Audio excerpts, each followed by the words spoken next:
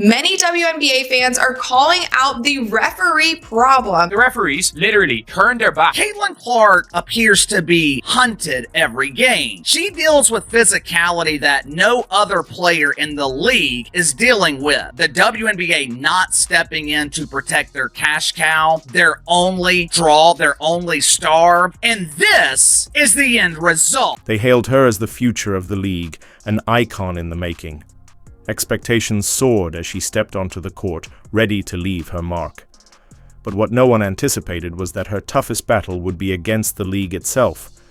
In just a few games, Caitlin Clark transformed from the WNBA's rising star to a player constantly under fire. Shocking. Caitlin Clark will be sidelined for at least 2 weeks with a quad injury. Footage has emerged how Caitlin Clark got hurt. Fouls her for the 4th time. It's cheating. Caitlin Clark is the driving force behind the interest in the Fever and the interest in the WNBA. Rookie Caitlin Clark was subject to several intentional fouls. And it wasn't just the opposing teams. This wasn't the usual struggle every rookie goes through. What was happening felt intentional, calculated even, and far more concerning than simple growing pains. After every single game, WNBA players, fans, coaches are all complaining about the referees, and they have shown that they're not going to change anything because the referees continue to be horrible. Game after game, Caitlin endured hard contact, knocked down, bumped, and pushed, yet the whistle often stayed silent. The referees, whose job is to keep the game fair, seemed more like bystanders in a one-sided performance. What began as occasional missed calls soon turned into a troubling pattern, where obvious fouls were ignored as Clark hit the floor time and time again. Comment Protect CC below to show your support for her. Lions head coach Stephanie White. She was complaining about her team not getting a whistle, not being respected. She will be out for 2 weeks minimum following a quad strain. Caitlin Clark and Sophie Cunningham going to the officials and trying to, ask for an explanation of what had just occurred. That official completely stonewalled them. Game after game, Caitlin Clark took hits, got knocked down, and played through countless missed calls. The refs, meant to keep things fair, stood by, saying nothing. What started as a few oversights became a pattern of ignored fouls. Comment Protect CC to show your support. This is a WNBA problem, and as more and more eyeballs are watching this league, it becomes growingly an issue. The officiating feels you never have a true grasp on what it's going to be. It stopped looking like bad luck and started feeling intentional. Just as the controversy hit its peak, new reports emerged, pulling back the curtain on how flawed the officiating system really is. The referees are not listening to them. They're not listening to the coaches. They're not listening to the players. They're not listening to the fans. They're listening to their stakeholders. That's why I keep saying nothing is going to change till the mindset and whoever's running all of this, the stakeholders, governance, whoever these people are. Turns out a significant number of the league's referees were brought in from, believe it or not, high school level games. And they're not even making calls purely on their own judgment. Instead, a behind-the-scenes group made up of GMs, coaches, and other decision-makers influences how physical the game should be, leaving officials to follow guidance, rather, than the rulebook. This injury does anything. It should be a wake-up call to the WNBA, the Players Association, the team owners, that just like that, all this fanfare, all this interest, all this newfound attention on the league can disappear over. And Caitlin Clark finds herself caught right in the middle of this storm, where influence, ego, and business interests collide. After weeks of mounting outrage, viral clips spreading rapidly, and voices from coaches and players speaking up, the WNBA is finally facing serious pressure to address the issues. Caitlin Clark is being roughed up, but the physical wear and tear on Caitlin Clark, I'm not surprised that 2 weeks into the season, she's already got an. With talk of lawsuits and growing concerns about referee bias, the league's star player could quickly turn from its greatest asset into its biggest problem, unless action is taken quickly.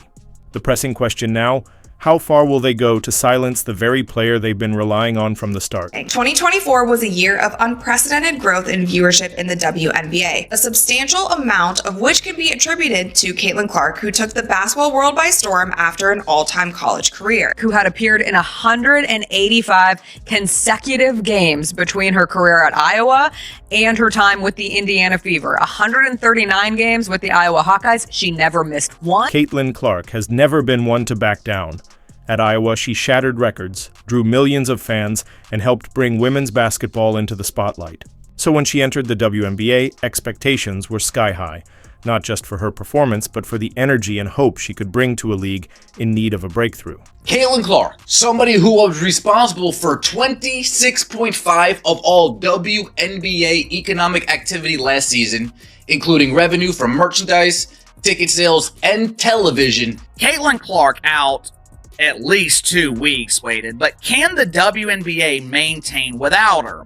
Can the WNBA pack arenas draw ratings? For a moment, things looked up. Attendance rose and ratings climbed.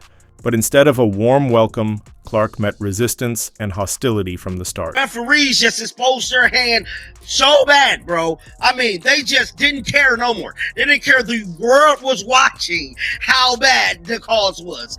They didn't care at all. They was going to get their issue off against the Fever no matter what. And I'm here to tell you, that's exactly what went down, bro. They have an agenda against Caitlin Clark. From the moment she stepped on the court as a pro, it wasn't just basketball, it felt personal. Every game was a challenge. Defenders weren't just guarding her, they played tough, using physical tactics more suited for rugby than basketball. Yet the referees often looked the other way. Contact that would usually draw a foul call went unnoticed for Clark.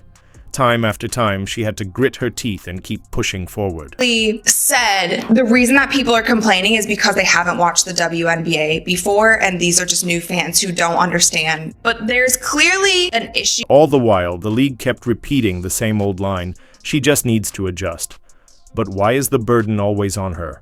Why is Caitlin Clark the only star told to toughen up while others get protected like royalty? Then came the injury. After playing heavy minutes, often over 35 per game, Clark was sidelined with a left quad strain, expected to miss at least 2 weeks. Indiana Fever guard Caitlin Clark has suffered a left quadricep strain and will be out for a minimum of 2 weeks. It wasn't just a setback, it was a heavy blow to the Indiana Fever and a huge loss for the entire WNBA. For many fans, it didn't seem like a simple accident.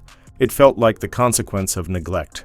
The result of a season filled with unchecked physical play and a league that failed to protect the one player keeping the spotlight shining. It's the Caitlin Clark disrespect. And what I mean by that is you've got somebody who is obviously the most popular player in basketball. You got somebody that I would argue may be a top 5 most popular athlete in the United States of America. All right. You got this athlete in a league that nobody's been watching, never turned a profit, and your system is broken against that team? This wasn't an unavoidable twist of fate, it was a preventable disaster. What made it hurt even more was the silence. The league said nothing about the challenges Caitlin Clark had been facing. No statements, no apologies, just another injury on the list. But this wasn't just any player. This was the face of the WNBA's new era, sidelined not because she couldn't handle the pressure, but because the system meant to protect her turned a blind eye. Kelsey Mitchell said even if there is a injury, hopefully it's just, like a little nagging thing. And again, take care of your body and just make sure you... I think recovery is everything. I think if you're in tune to your body, you know what you need. This is Caitlin. Even those on the court noticed. Kelsey Mitchell, Clark's teammate, gently urged her to listen to her body. A quiet acknowledgement that Caitlin was playing through pain many would avoid. Fans saw it, the media covered it, and now the big question remains. Why was the league's brightest star left so vulnerable, and who benefits from her being sidelined? You guys, and they do not talk about it here. And that's why I also don't want us to personally attack some of these referees. I think they're doing their job. If they're hiring referees who basically didn't have any experience but high school refereeing jobs, and then they did a stint in the G League, these referees actually aren't. I gained and reconfirmed with myself that not much is going to change. There's a committee for stakeholders, coaches, governors, and general managers, and that is saying what style of basketball they want to allow, and the referees are following that. It took us halfway through the season. This year, it took us 4 games for Stephanie White to say, I've had enough. I thought she got fouled. I think it's pretty egregious what's been happening to us the last few games. See what's happening right here. That is a WNBA referee turning his back to Caitlin Clark and the Fever. Oh my God. He literally got his back turned, ignoring Caitlin. This is bad. I thought she got fouled. I think it's pretty egregious what's been happening to us the last few games. And I might be able to understand it if we were just chucking threes. And the disrespect right now for our team has been pretty unbelievable. So it's disappointing. Only draw in your league. The only player capable of selling tickets is potentially out for an extended period of time. What the hell are you gonna do now? In that situation. And I understand the frustration that I think comes the most with officiating is the inconsistencies of officiating. But listen, this is not unique to the WNBA. All right, when that foul took place, CBS said she's got a challenge left. Well, it didn't matter. She couldn't use it. Stephanie White could not challenge that foul call on Lexi Hull, the one that led to the game-winning free throws from Sabrina Ionescu, because she didn't have a timeout. You need a full timeout, not a reset timeout, to initiate the challenge. Now, my issue with that is it would have been nice if the CBS announcers hadn't even brought up there's clearly a problem. If it's not just one team, also, by the way, it's not just the Indiana Fever. I know it's been the biggest story this week. Brittany Griner left a sideline interview to go yell at the ref. I did notice in the Liberty game, Caitlin Clark's shots were all very short. So it was showing that she wasn't like getting off and she was having a difficult time making those threes, and a lot of explosiveness from those 3-point shots does come from Who had appeared in 185 consecutive games between her career at Iowa and her time with the Indiana Fever. 139 games with the Iowa Hawkeyes. She never missed one. Obviously, Caitlin's carrying a lot on her shoulders. A big star that is coming to a lot of these buildings. But at the same time, the Fever were on the wrong end of some whistles, it seemed, in this game. And it's seemingly been that way for much of the season. And it's been a recurring theme where there's a level of physicality allowed against them, and they're not allowed to reciprocate on the other end. That particularly, of course, goes for Caitlin Clark.